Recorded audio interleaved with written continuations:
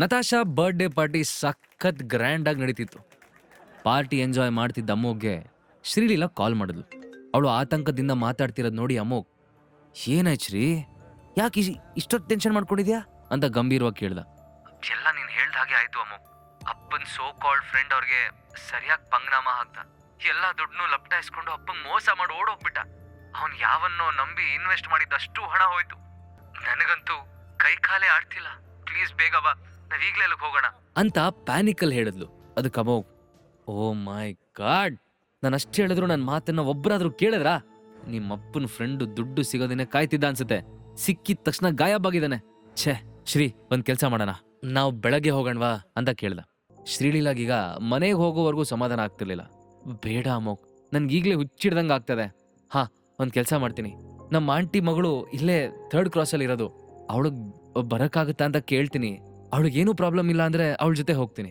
ಅಮೋಘ್ ಒಂದ್ ಕ್ಷಣ ಯೋಚನೆ ಮಾಡಿ, ಬೇಡ ಶ್ರೀ, ನನ್ನ ಮಾತು ಕೇಳು, ಇವತ್ತೊಂದಿನ ವೇಟ್ ಮಾಡೋಣ. ಇಷ್ಟು ರಾತ್ರಿಲಿ ನೀನು ಅಲ್ಲಿಗೆ ಕಳ್ಸೋದಕ್ಕೆ ನನ್ನ ಇಷ್ಟ ಇಲ್ಲ. ನೀನು ಅಲ್ಲಿಗೆ ಹೋದ್ರೂ ಏನೂ ಮಾಡೋದಕ್ಕಾಗಲ್ವಲ್ಲ. ಇರು, ನಾನು ಇವಾಗಲೇ ಬರ್ತೀನಿ, ಅರ್ಜೆಂಟ್ ಮಾಡ್ಬೇಡ ಅಂದ.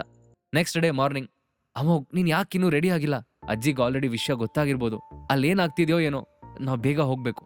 ಸೋಫಾ ಮೇಲೆ ಕೂತು ಯಾವುದೋ ಕಾಲಲ್ಲಿ ಬ್ಯುಸಿಯಾಗಿದ್ದ ಅಮೋಘ್ ಶ್ರೀಲೀಲಾ ಕೂಗಿದ್ ಕೇಳಿ ಕಾಲ್ ಕಟ್ ಮಾಡ್ದ. ನೀನು ಹೋಗಿರು ಶ್ರೀ, ನಂಗೊಂದು ಅರ್ಜೆಂಟ್ ಕೆಲಸ ಇದೆ, ಅದನ್ನು ಮುಗಿಸ್ಕೊಂಡು ಬರೋದಕ್ಕೆ ಲೇಟ್ ಆಗ್ಬೋದು.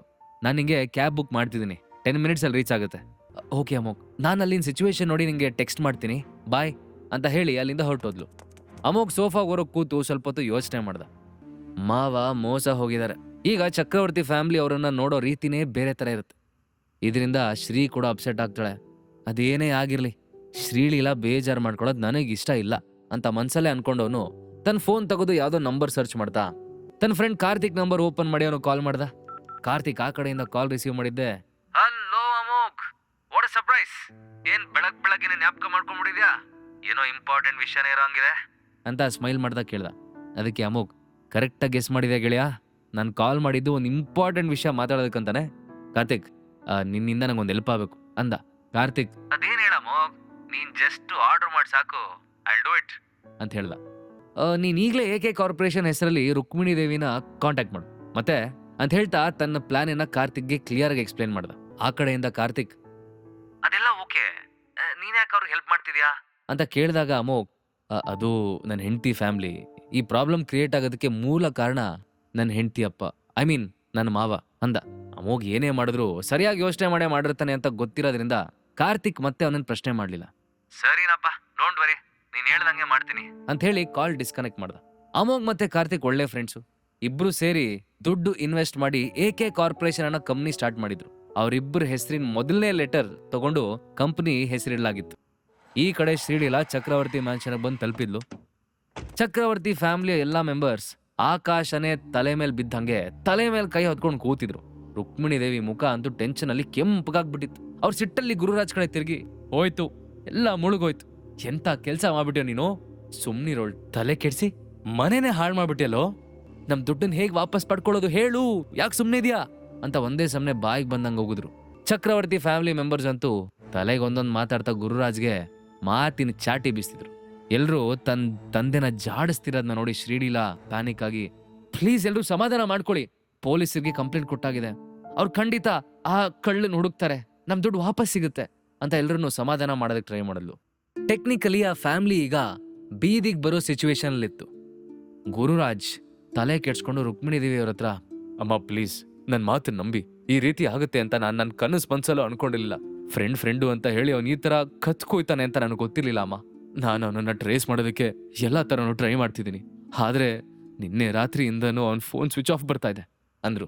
ರುಕ್ಮಿಣಿ ದೇವಿ ಗುರುರಾಜ್ನ ದುರ್ಗುಡ್ಕೊಂಡು ನೋಡ್ತಾ, ಸ್ವಿಚ್ ಆಫ್ ಬರ್ದೆ ಇನ್ನೇನು ಬರುತ್ತೆ, ಕೈಗೆ ದುಡ್ಡು ಸಿಕ್ಕಿದ್ಮೇಲೆ ಅವ್ನು ಇನ್ನೆಲ್ಲಿ ಸಿಗ್ತಾನೆ, ಅಷ್ಟೇ ನಮ್ ಕತೆ ಮುಗೀತು.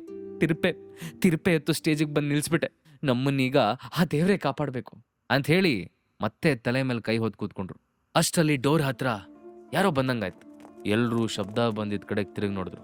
ಕಂಪನಿಯ ಫೈನಾನ್ಷಿಯಲ್ ಪಾರ್ಟ್ನರ್ಸ್ ಮತ್ತೆ ಕ್ಲೈಂಟ್ಸ್ ಎಲ್ಲ ಒಟ್ಟಿಗೆ ಮನೆ ಒಳಗೆ ಬರ್ತಿದ್ರು. ಅದನ್ನ ನೋಡಿದ್ಮೇಲಂತೂ ಎಲ್ಲರ ಟೆನ್ಷನ್ನು ಮತ್ತಷ್ಟು ಜಾಸ್ತಿ ಆಯ್ತು. ರುಕ್ಮಿಣಿ ದೇವಿ ಅವ್ರನ್ನ ನೋಡಿ, ಏನಿದು, ಎಲ್ರೂ ಇಲ್ಲಿಗೆ ಯಾಕೆ ಬಂದಿದ್ದೀರಾ, ಏನ್ ವಿಷಯ ಅಂತ ತಮ್ಮ ಭಯ ಮರೆ ಮಾಚ್ತಾ ಕೇಳಿದ್ರು. ಆಗ ಕಂಪನಿ ಫೈನಾನ್ಷಿಯಲ್ ಪಾರ್ಟ್ನರ್ ಆಗಿರೋ ಒಬ್ಳು ಲೇಡಿ, ಸಾರಿ ರುಕ್ಮಿಣಿ ದೇವಿ ಅವರೇ, ವಿಷಯ ಸೀರಿಯಸ್ ಇದ್ದಿದ್ರಿಂದ ಮನೆವರೆಗೂ ಬರ್ಬೇಕಾಯ್ತು, ನಾವೆಲ್ಲರೂ ಇವತ್ತು ಮೀಟಿಂಗ್ ಮಾಡಿ ಒಂದು ಡಿಸಿಷನ್ಗೆ ಬಂದಿದೀವಿ. ಚಕ್ರವರ್ತಿ ಗ್ರೂಪ್ಸಿಗೆ ಹಾಕಿರೋ ಎಲ್ಲಾ ಇನ್ವೆಸ್ಟ್ಮೆಂಟ್ನ ನಾವು ವಾಪಸ್ ತಗೋತಿದೀವಿ ಅಂತ ಫರ್ಮ್ ಆಗಿ ಹೇಳಿದ್ಲು. ಆ ಲೇಡಿ ಹೇಳಿದ ಮಾತು ಕೇಳಿ ರುಕ್ಮಿಣಿ ದೇವಿ ಬೆಚ್ಚು ಬಿದ್ರು. ನಂತರ ಅವರು ಗಾಬರಿಯಿಂದ, ಅಯ್ಯೋ ಯಾಕೆ ಹೀಗೆ ಹೇಳ್ತಾ ಇದ್ದೀರಾ? ನಾವೆಲ್ಲ ಎಷ್ಟು ವರ್ಷದಿಂದ ಒಟ್ಟಿಗೆ ಕೆಲಸ ಮಾಡ್ತಿದೀವಿ, ಸಡನ್ ಆಗಿ ಯಾಕೆ ಡಿಸಿಷನ್ ತಗೊಂಡ್ರಿ? ಅಂತದ್ ಇವಾಗ ಏನಾಯ್ತು ಅಂತ ಕೇಳಿದ್ರು.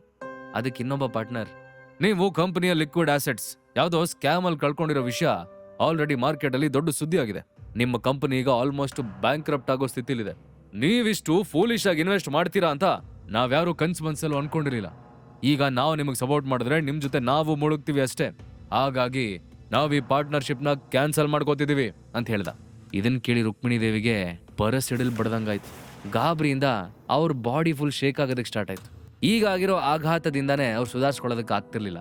ಅಂಥದ್ರಲ್ಲಿ ಅದ್ರ ಮೇಲೆ ಇನ್ನೊಂದು ಆಘಾತನ ಅವರು ಹೇಗ್ ತಾನೇ ತಡ್ಕೋತಾರೆ? ಅವರು ಡೈರೆಕ್ಟ್ ಆಗಿ, I am sorry Mrs Rukmini Devi, ನಮ್ಮ ಹತ್ರ ಈಗ ಬೇರೆ ದಾರಿ ಇಲ್ಲ. ಕಾಂಟ್ರಾಕ್ಟ್ ಪ್ರಕಾರ ನಾವು ಇನ್ವೆಸ್ಟ್ ಮಾಡಿರೋ ಇನಿಷಿಯಲ್ ಅಮೌಂಟ್ನ ನಮಗೆ ವಾಪಸ್ ಕೊಟ್ಬಿಡಿ ಅಷ್ಟೇ ಅಂತ ಹೇಳಿದ್ರು. ಚಕ್ರವರ್ತಿ ಗ್ರೂಪ್ಸ್ನ ಈಗಿನ ಸಿಚುವೇಶನ್ ಏನು ಅನ್ನೋದೆಲ್ಲರಿಗೂ ಚೆನ್ನಾಗಿ ಗೊತ್ತಿತ್ತು. ಹಾಗಾಗಿ ಅವ್ರು ಯಾರು ಚಕ್ರವರ್ತಿ ಗ್ರೂಪ್ಸ್ ಜೊತೆ ಪಾರ್ಟ್ನರ್ಶಿಪ್ ಕಂಟಿನ್ಯೂ ಮಾಡಿ ತಮ್ಮ ಕಂಪನಿ ಹೆಸರು ಹಾಳು ಮಾಡ್ಕೊಳ್ಳೋದಕ್ಕೆ ಇಷ್ಟಪಡಲಿಲ್ಲ. ಆದರೆ ಹಾಗಂತ ಅವ್ರಿಗೆಲ್ಲ ಪೇಮೆಂಟ್ ಮಾಡೋದು ಕೂಡ ಅಷ್ಟು ಈಸಿ ಇರಲಿಲ್ಲ. ಇದನ್ನೆಲ್ಲ ಥಿಂಕ್ ಮಾಡಿದ ರುಕ್ಮಿಣಿ ದೇವಿ ಸಿಟ್ಟಿಂದ ಟೇಬಲ್ ಮೇಲೆ ಗುದ್ದಿ ಎದ್ದು ನಿಂತ್ಕೊಂಡ್ರು. ಸಾಕು, ನಿಮ್ಗೆಲ್ಲ ಪೇಮೆಂಟ್ ಆಗಬೇಕು ತಾನೆ? ಆಗುತ್ತೆ, ನಾನು ಎಲ್ಲರ ಹಣನೂ ವಾಪಸ್ ಕೊಡ್ತೀನಿ. ಆದರೆ ಅದನ್ನ ಕೊಡೋದಕ್ಕೆ ಸ್ವಲ್ಪ ಟೈಮ್ ಕೊಡಿ. ನಾವೆಲ್ಲ ತುಂಬಾ ವರ್ಷಗಳಿಂದ ಒಟ್ಟಿಗೆ ಕೆಲಸ ಮಾಡ್ತಿದ್ದೀವಿ. ಸೊ ಅಷ್ಟು ದೊಡ್ಡ ಅಮೌಂಟ್ನ ರಿಟರ್ನ್ ಮಾಡೋದಕ್ಕೆ ಸ್ವಲ್ಪ ದಿನನಾದರೂ ಟೈಮ್ ಕೊಡಿ ಅಂತ ರಿಕ್ವೆಸ್ಟ್ ಮಾಡ್ಕೊಂಡು, ಅದಕ್ಕೆ ಅವರೊಬ್ರಿಗೊಬ್ರು ಮುಖ ನೋಡಿಕೊಂಡು ತಮ್ಮಲ್ಲೇ ಗುಸುಗುಸು ಅಂತ ಮಾತಾಡ್ಕೊಂಡು ನಂತರ, ಸರಿ, ನಾವಿಷ್ಟು ವರ್ಷ ಒಟ್ಟಿಗೆ ಬಿಸ್ನೆಸ್ ಮಾಡಿದೀವಿ ಅನ್ನೋ ಒಂದೇ ಕಾರಣಕ್ಕೆ ನಾವು ನಿಮಗೆ ಟೈಮ್ ಕೊಡ್ತಿದ್ವಿ.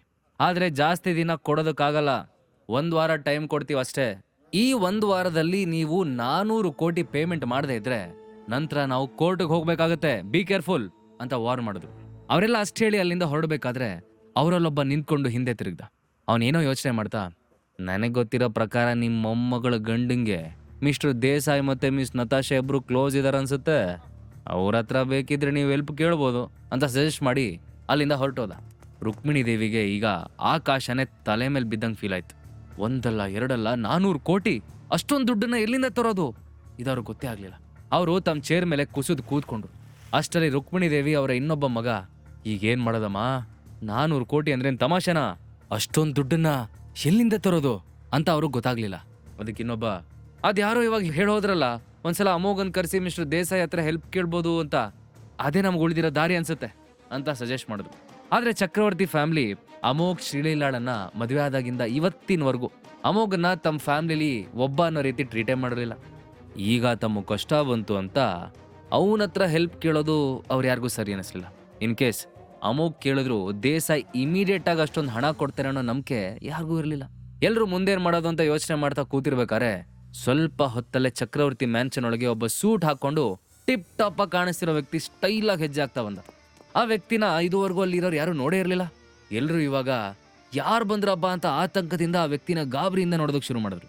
ಆ ವ್ಯಕ್ತಿ ಯಾರು, ಅವನಲ್ಲಿಗೆ ಯಾಕೆ ಬಂದಿದ್ದಾನೆ, ಅದು ಈ ಟೈಮಲ್ಲಿ? ಚಕ್ರವರ್ತಿ ಫ್ಯಾಮಿಲಿ ಬೀದಿಗೆ ಬರೋದನ್ನ ತಪ್ಸೋದಕ್ಕೆ ಅಮೋಘ್ ಮಾಡಿರೋ ಐಡಿಯಾ ಏನು, ಅದು ಇವೆಂಚುಲಿ ವರ್ಕ್ ಆಗತ್ತಾ? ಹಾಗಾದ್ರೆ ಈಗಲೇ ಡೌನ್ಲೋಡ್ ಮಾಡಿ ಪಾಕೆಟ್ FM ಮತ್ತು ಕೇಳಿ ಅರಸು.